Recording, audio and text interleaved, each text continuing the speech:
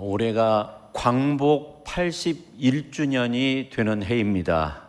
우리 민족이 일제로부터 해방되어서 빛을 되찾은 그런 해로 이제 81년이 지난 거죠.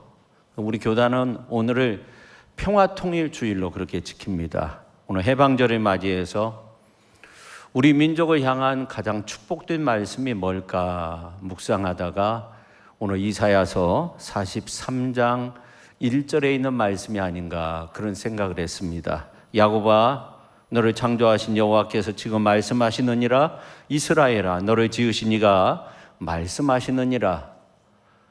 너는 두려워 말라. 내가 너를 구속하였고 내가 너를 지명하여 불렀나니 너는 내 것이라.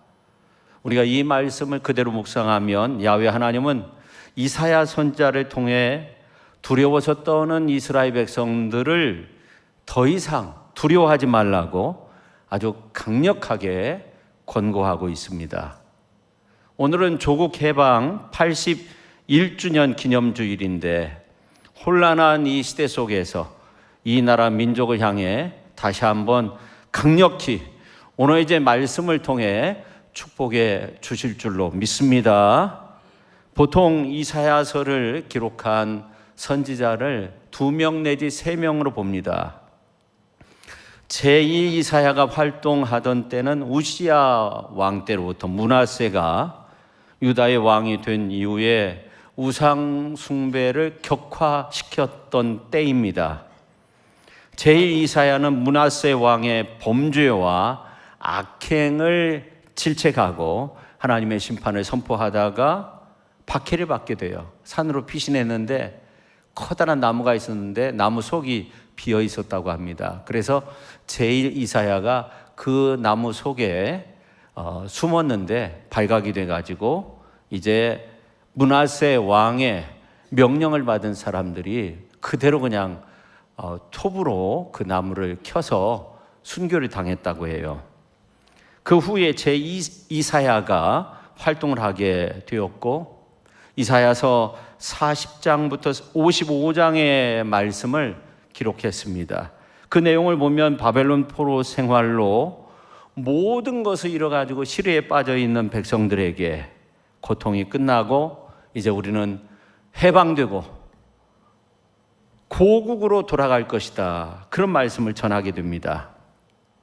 우리가 어제 새벽에 에스라 1장에 있는 말씀을 보면 그 구체적인 내용들이 좀 나오죠. 자, 그렇다면 오늘 이제 본문 말씀은 아주 편안한 봄날 아주 멋진 정원이 펼쳐진 곳에서 듣게 되는 낭만적인 그런 위로의 말이 아닌 거죠. 꽃이 피는 언덕에서 시원한 봄바람을 맞으며 대화를 나누는 그런 장면이 아니에요. 차가운 겨울, 다 무너진 예루살렘 성벽의 돌가루가 찬바람에 흩날리고 있을 때 불탄 예루살렘 성전의 냄새가 뇌리에 그대로 남아있는 가운데 바벨론 이국의 강가에서 노래할 힘조차 잃어버린 이스라엘 백성들에게 들려온 하나님의 음성이었습니다. 예루살렘 성벽은 무너져 내렸습니다. 예루살렘 성은 짓밟혔습니다. 예루살렘 성전은 불타버렸습니다. 하나님의 백성이라 불리던 자들이 아무것도 할 수 없는 가운데 바벨론 강가의 그늘 아래 앉아 있었던 거죠. 그들의 손에는 아무것도 잡히는 것이 없었고 그들의 눈에는 눈물만 고여 있었습니다. 아무것도 할 수 없었어요. 그들의 입술에는 이러한 질문만 남아 있었어요. 우리가 아직도 하나님의 백성인가? 하나님의 우리를 버린 것은 아닌가? 하나님의 성전이 불타버렸는데 하나님의 우리를 떠나버린 것은 아닌가? 우리가 아직도 하나님의 언약의 백성이라고 그렇게 말할 수 있는 것인가? 그런 생각에 사로잡혔어요. 그때 하나님께서 말씀하십니다. 너는 두려워하지 말라. 내가 너를 구속하였고 내가 너를 지명하여 불렀나니 너는 내 것이라. 하나님의 놀라운 축복의 선언이죠. 포로 생활 가운데서 아무것도 건질 것이 없는 그러한 상황 속에 있는 이스라엘 백성들을 향해서 주시는 하나님의 놀라운 축복의 말씀입니다. 이것은 죄로 인해 완전히 무너진 백성들에게 주어진 언약을 포기하지 않으시는 하나님의 일방적인 축복의 선포입니다. 하나님은 절망에 빠진 우리에게 그저 기분 좋게 하는 그러한 따뜻한 말이나 막연한 희망을 던져주는 그런 분이 아니십니다. 희망이 완전히 사라져 삶의 가장 처절한 바닥에 내가 놓여 있을지라도 하나님은 우리의 영혼과 우리의 삶 전체를 근본부터 바꾸는, 그야말로 깨워 일으키는, 그야말로 광명의 빛이 비추는 그런 말씀을 우리에게 하고 있는 겁니다. 그 말씀이 오늘 1절 말씀이에요. 야곱아, 너를 창조하신 여호와께서 지금 말씀하시느니라. 이스라엘아, 너를 지으신 이가 말씀하시느니라. 너는 두려워 말라. 내가 너를 구속하였고 내가 너를 지명하여 불렀나니 너는 내 것이라. 그렇게 말씀하고 있습니다. 성도 여러분, 우리는 자꾸만 내가 가진 것이나 내가 이룬 성취로 나를 설명하려고 해요. 때로는 내가 겪은 실패, 과거의 실패, 죄책감을 가지고 나를 평가하기도 해요. 세상이 나를 향해서 매긴 점수가 있어요. 그 가격표, 그걸 가지고 그대로 받아들이는 경향들이 얼마나 많이 있습니까? 그러나 기억하십시오.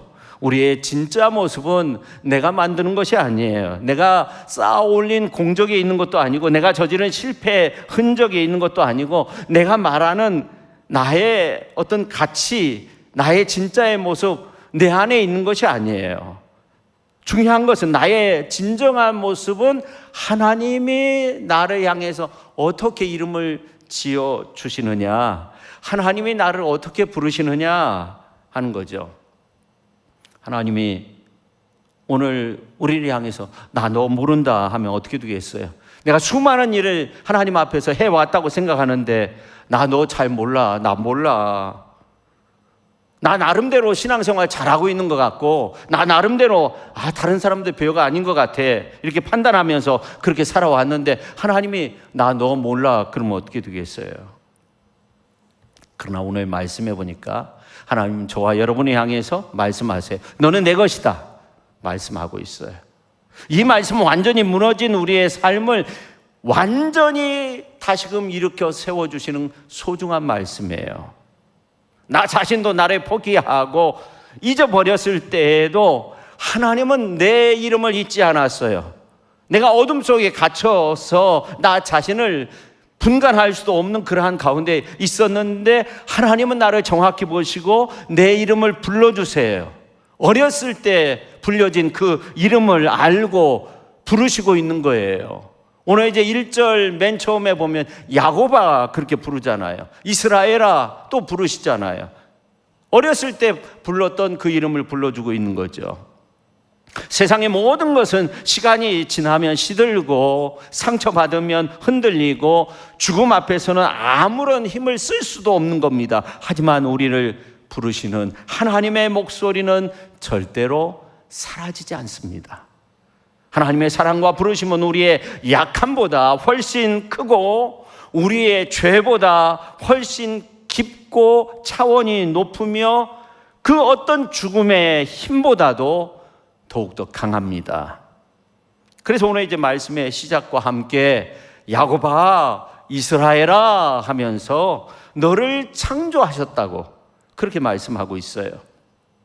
히브리어로 바라라고 그렇게 말하죠.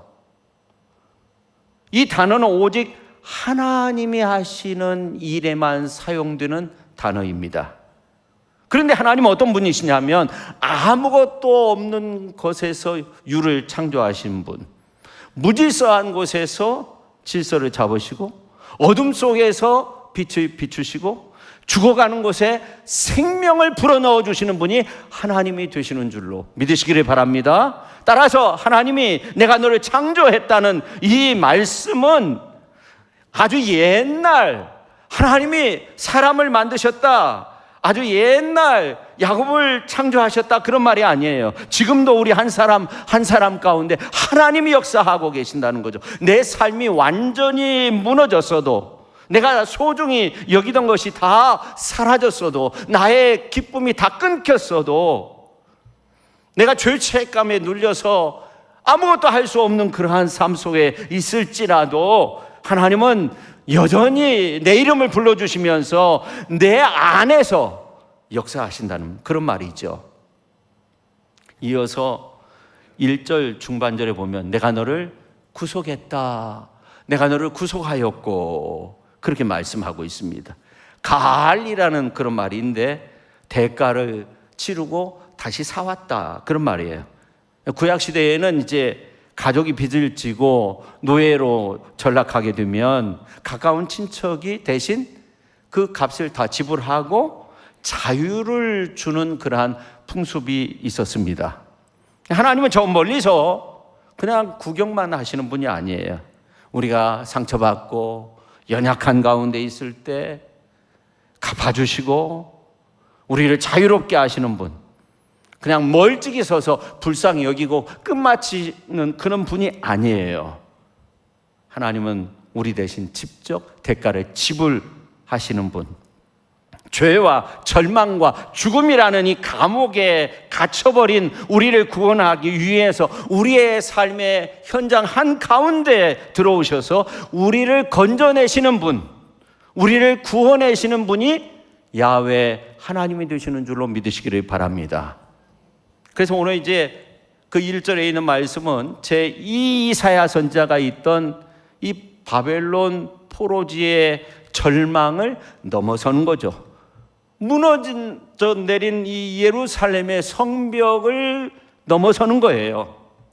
아직 시간의 베일에 가려져 있지만 갈보리 언덕 십자가를 향해 있는 그런 말씀이에요. 그래서 하나님께서 내가 너를 구속하였다 이 말씀하실 때 그 약속이 가장 완벽하게 이루어진 장소가 어디예요? 바로 갈보리 언덕, 예수 그리스도의 십자가 상입니다. 이스라엘을 바벨론에서 건져내신 그 사건도 참 놀라운 사건이죠. 놀라운 해방 사건이죠. 하지만 영원한 구원을 향해 흘러가는 작은 물줄기 가운데 하나인 거예요. 이 구원의 물줄기가 마지막 도달한 곳은 예수 그리스도의 십자가이죠. 예수님은 십자가상에서 죄인을 향해 이렇게 말씀하시잖아요. 이렇게 선언하시잖아요. 테텔레스타이, 다 이루었다. 내 핏값으로 너희 모든 죄를 담당했다. 내가 감당할 수 없었던 그 무거운 심판을 하나님의 아들 예수님이 담당하셨다는 거예요. 그러니 이제 두려워하지 말라. 너는 이제 내 것이다. 그렇게 말씀하고 있는 겁니다. 야훼 하나님이 1절 하반절에서 너는 내 것이라고 했을 때 사실 이것은 소유의 언어가 아니에요. 사랑의 언어인 거예요.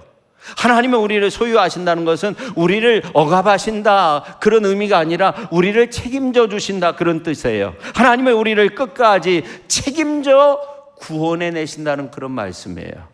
하나님이 우리를 죄와 죽음과 실패의 손에서 끄집어내신다는 그런 말이에요. 인간은 스스로 자유롭다고 말하면서도 얼마나 많은 것에 묶여 있습니까? 물질에 묶이고, 인정에 묶이고, 과거에 묶이고, 분노에 묶이고, 두려움에 묶이고, 죽음의 그림자에 묶입니다. 그러나 하나님께 속한 사람은 세상에 묶인 사람이 아니라 하나님 앞에 붙잡힌 사람.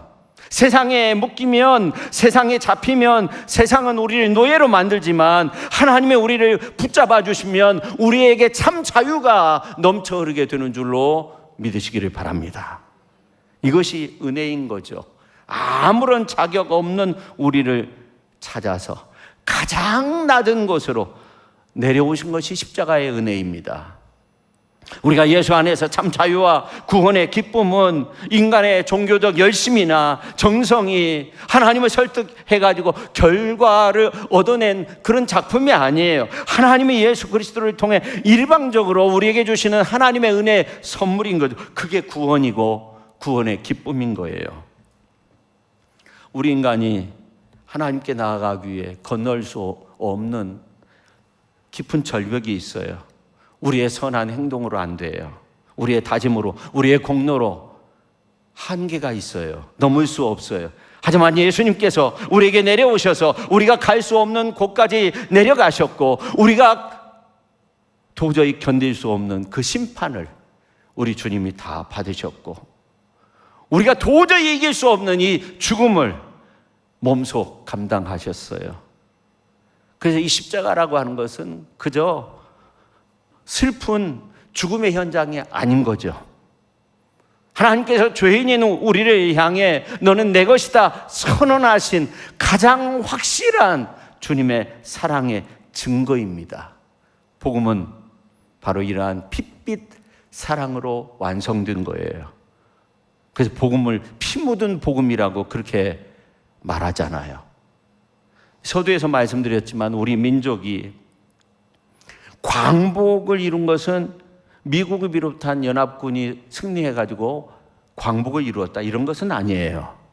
일제강점기에 수많은 광복군들, 민족 열사들의 피 맺힌 그 저항이 있었기 때문에 우리 민족 위에 하나님께서 광복의 빛을 주신 거예요.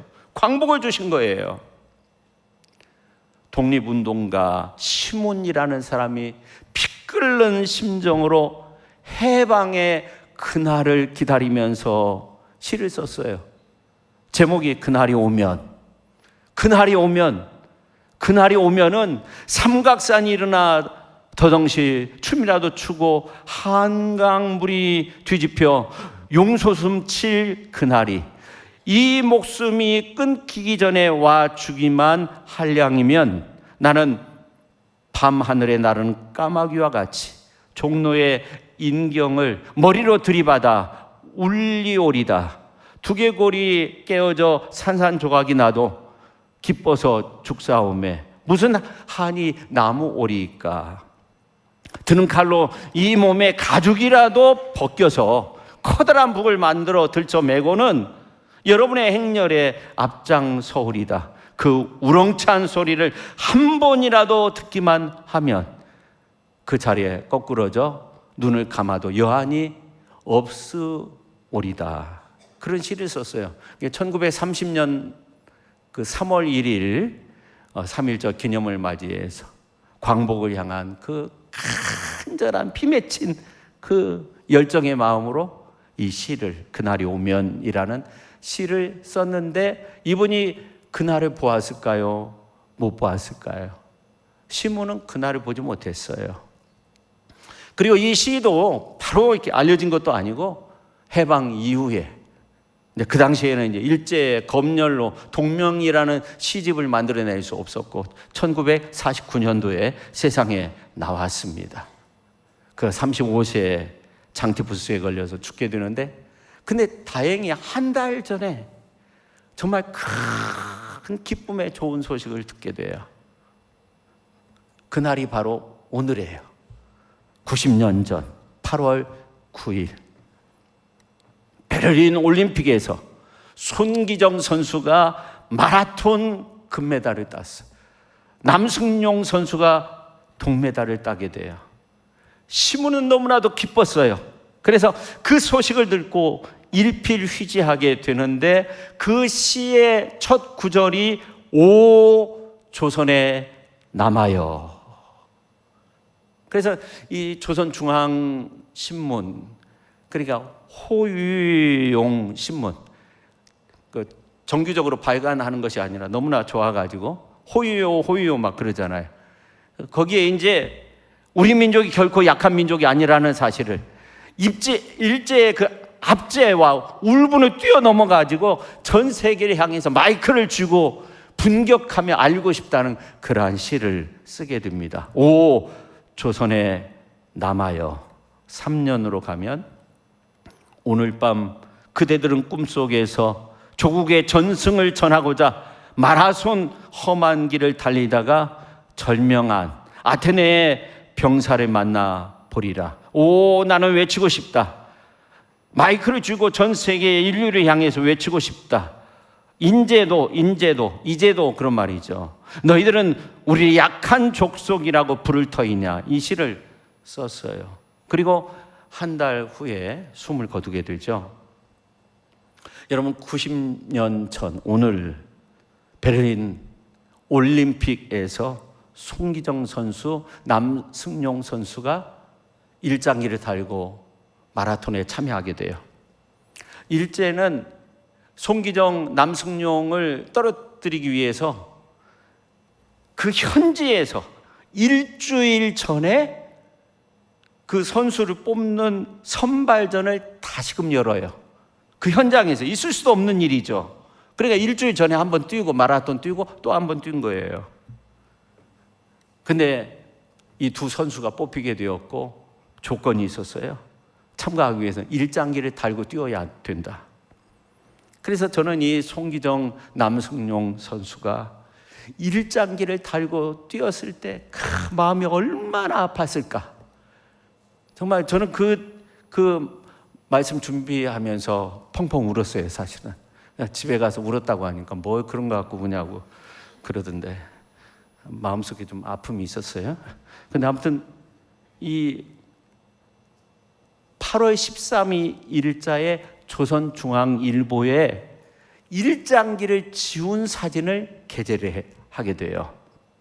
지금처럼 감쪽같이 속일 수도 없고 뭐 표시가 나요. 허옇게 표시나게 일장기를 지워가지고. 근데 이제 사진이 적으니까 발각이 안 됐어요. 근데 동아일보에서 다시금 또 이제 그 신문을 내가지고 그 일장기를 지운 사진을 내가지고 결국은 두 신문사가 폐간의 길을 걷게 됩니다. 근데 우리는 이보다 더 거룩하고 심오한 그 오늘 말씀을 보면 아주 소중한 내용이 나와 있는데, 우리가 해방주의를 맞이해서 오늘 이사야서 43장에 있는 말씀을 묵상하면서 그 거룩한 심정을 우리가 한번 느꼈으면 좋겠어요. 너는 내 것이라 말씀하신 이후에 연결된 오늘 2절에 있는 말씀을 보면 하나님께서 물이 건널 때 물을 없앤다는 그런 말씀을 하신 것이 아니에요. 불 가운데로 지날 때 불이 소멸되도록 하나님께서 하셨다는 그런 말씀을 하고 있는 것이 아니에요. 믿는 자에게는 넘어야 할 강도 없고 해야 할 일도 없고 고난도 없고 슬픔도 상실도 죽음의 골짜기도 없다, 그렇게 말씀하는 것이 아니에요. 오히려 하나님은 내가 물 가운데로 지날 때, 내가 불 가운데로 지날 때라고 그렇게 말씀하고 있는 거예요. 그러니까 이 신앙이라고 하는 것은 뭐냐면 고난이 없는 삶의 보증서가 아니라는 거죠. 신앙이라고 하는 것, 믿음이라고 하는 것은 뭐냐면 고난의 한복판에서도 하나님이 함께 하심을 느끼는 거예요. 그것이 신앙이고 그게 믿음인 거예요. 그래서 오늘 2절에 있는 말씀을 보면 내가 물 가운데로 지날 때 내가 너와 함께 할 것이라, 강을 건널 때 물이 너를 침몰하지 못할 것이며 내가 불 가운데로 지날 때 타지도 아니할 것이요 불꽃이 너를 사르지도 못하리니, 그렇게 말씀하고 있어요. 그래서 오늘 이제 2절 말씀에 보면 하나님께서 그 권능으로서 이스라엘 백성들이 홍해를 건넜을 때, 요단강을 건넜을 때 그 일을 생각나도록 해요.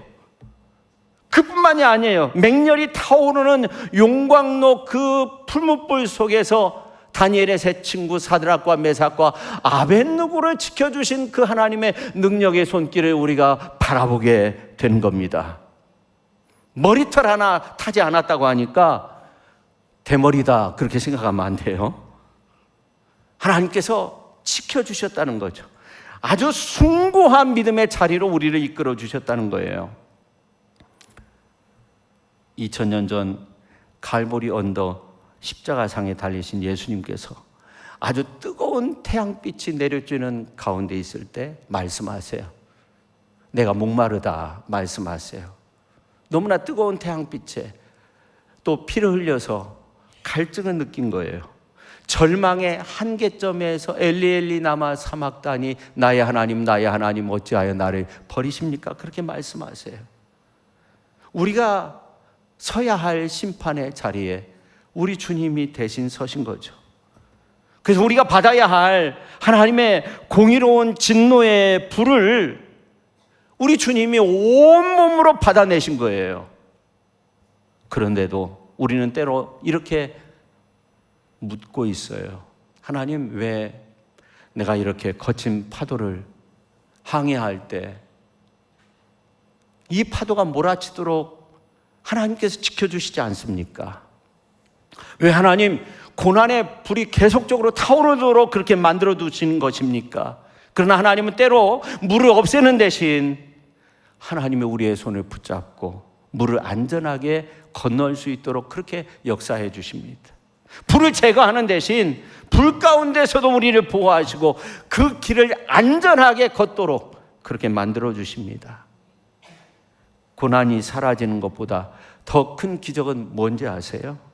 하나님을 만나는 거예요. 그 고난 가운데 문제가 해결되는 것보다 더 깊은 은혜는 뭐냐면 문제 한가운데 하나님의 음성을 듣는 거예요. 너는 내 것이다 하는 하나님의 음성을 듣는 거예요. 한 성도가 너무나도 큰 어려움 속에 있었어요. 모든 것을 다 잃은 것 같았어요. 물질을 잃었죠. 가족 식구들도 다 떠났죠. 병든 몸으로 병원에 입원해 있었습니다. 그는 자신도 모르게 왜 나입니까? 그렇게 말을 할 수밖에 없었습니다. 절규한 것도 기도가 아니었어요. 찬송은 입술에 머물지도 않았어요. 근데 비가 세차게 오는 어느 날이었어요. 이 창문에 막 빗방울이 때려가지고 빗물이 흘러서 내리는데 자기의 모습 같았어요. 자기도 그렇게 흘러내리는 것처럼 그렇게 보였습니다. 근데 놀라웠게 오늘 1절 하반절의 말씀이 생각났어요. 너를 지명하여 불렀나니 너는 내 것이라. 같이 한번 해볼까요? 지명하여 불렀나니 너는 내 것이라. 환상도 아니었어요. 막 병원에 불빛이 막 크게 보이거나 그것도 아니었어요. 상처 입은 그 영혼 아주 깊은 곳에서 아주 작은 불빛이 켜지는 것 같았어요.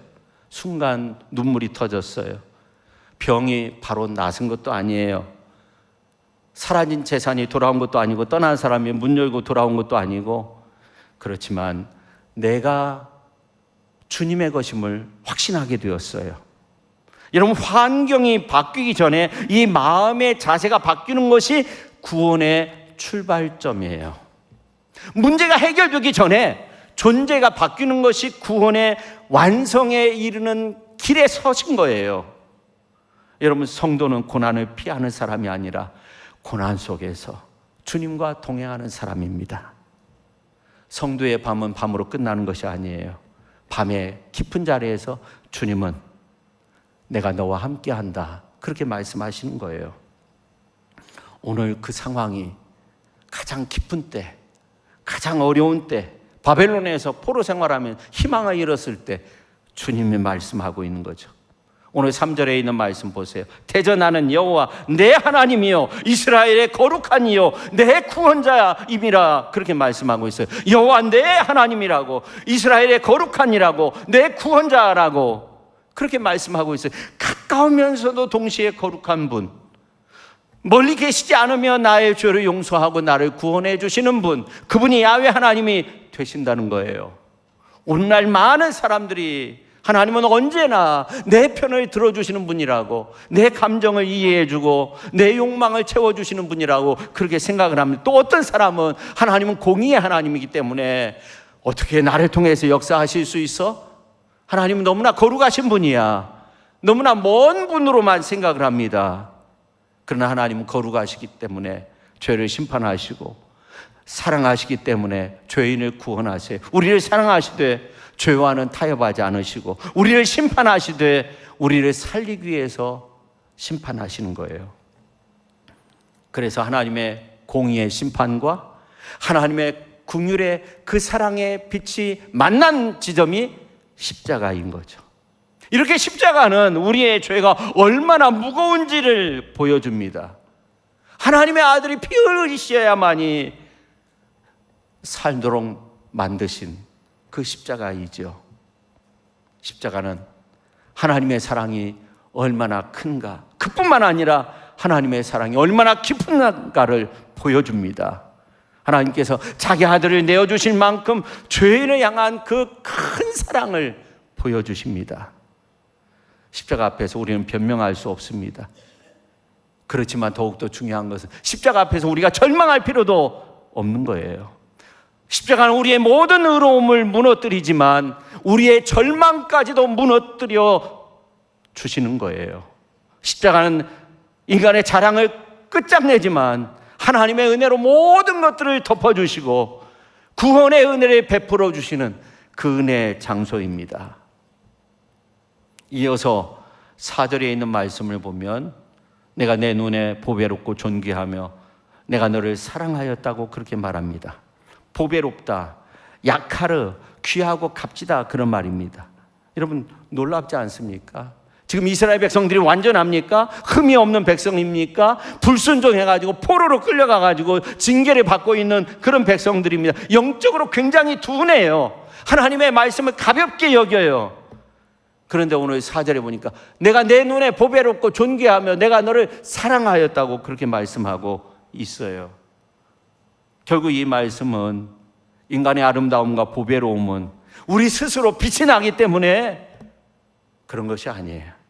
하나님의 사랑이 우리 가운데 머물러 있기 때문에 그렇습니다.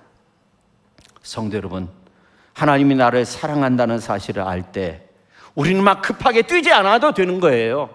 하나님이 나를 보배롭게 여긴다는 사실을 믿을 때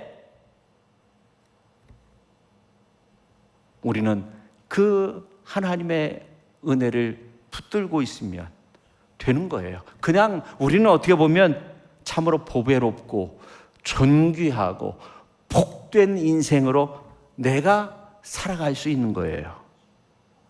하나님은 우리를 사랑하신다 하고 죄된 모습으로 방치하고 그냥 상처를 방치하고 상처 입은 그 감정으로 그냥 살아가도록 만들어 주시는 그런 분이 아니에요. 오늘 말씀 보십시오. 이러한 모든 것을 뛰어넘어서 가장 연약한 모습 속에 있는, 가장 나약한 모습 속에 있는 그 시면의 깊은 곳에서 헤어나오지 못하는 백성들을 향해서 뭐라고 말씀하고 있어요? 너는 내 것이라는 그 이름을 주면서 4절에 내가 내 눈에 보배롭고 존귀하며 내가 너를 사랑하였다는 그 이름을 주고 있는 거예요. 너는 내 것이라는 이름, 내가 보배롭고 존귀하다, 내가 너를 사랑했다는 그 이름, 이보다 아름다운 성도를 향한 이름이 어디 있겠어요? 하나님이 저와 여러분에게 붙여주신 이름이 세상의 그 어떤 이름보다 아름다운 거예요. 이 이름이 세상 어떤 정죄와 비교할 수 없는 이름이에요. 이 이름은 세상 어떤 정죄보다도 더 오래가요. 믿음이라고 하는 것은 내가 하나님을 붙잡을 수 있다고 큰 소리 치는 것이 아니라 하나님이 나를 붙드셨음을 떨림으로 받아들이는 거예요. 그래서 믿음은 쉬운 거예요. 오늘 7절에 보면 마지막으로 이렇게 말씀하고 있습니다. 자, 같이 한번 읽겠습니다. 시작. 내 이름으로 불려지는 모든 자 곧 내가 내 영광을 위하여 창조한 자를 오게 하라. 그를 내가 지었고 그를 내가 만들었느니라. 아멘. 인간의 목적이 드러나죠? 하나님의 영광을 위해서 창조되었다. 영광이라는 말은 카보드라는 말인데 무게, 존귀, 찬란함을 의미하는 거예요. 하나님의 영광이란 하나님이 하나님으로 드러나는 거. 내 이름으로 불려지는 모든 자, 너는 내 것이다. 내가 너를 보배롭게 했다. 존귀하게 한다. 내가 너를 사랑한다. 그 이름이죠. 그 이름으로 불려지는 모든 자는 우리가 해야 할 일이 뭐예요? 하나님 앞에 영광을 올려드리는 거. 할렐루야. 오늘 하나님의 말씀의 은혜를 입고 하나님의 거룩하심, 하나님의 사랑, 의로우심, 신실하심, 하나님의 능력, 아름다움이 온 피조 위에 나를 통해서 무게 있게 드러나는 그러한 축복의 성도님들이 다 되실 수 있기를 예수님의 이름으로 축원합니다. 오늘 해방절을 맞이해서 너는 내 것이라, 너는 보배롭고 존귀한 자라, 내가 너를 사랑하노라 하시는 하나님의 말씀의 은혜로 죄와 상처, 불안의 사슬에서 해방되는 그러한 놀라운 은혜를 경험할 수 있기를 예수님의 이름으로 축원합니다. 세상의 모든 그늘과 멍에를 벗어버리고 하나님의 영광을 찬란히 드러낼 수 있는 영적 광복의 은혜를 누릴 수 있기를 예수님의 이름으로 축원합니다. 기도하겠습니다. 하나님 아버지, 오늘 우리의 이름을 내가 너를 지명하여 불렀나니 너는 내 것이다. 너를 보배롭고 존귀하게 하였다. 그렇게 말씀하고 있습니다. 그 은혜에 붙잡혀서 우리가 오늘 이 자리에 와 있고 우리가 일평생 하나님의 영광을 위해서 살아갈 수 있는 그러한 복된 성도의 길을 걷게 되었습니다. 언제나 우리를 붙잡아 주셔서 하나님의 큰 영광만을 드러내는 그런 위대한 믿음의 사람들이 다 되게 하여 주시옵소서. 예수님의 이름으로 기도하옵나이다. 아멘.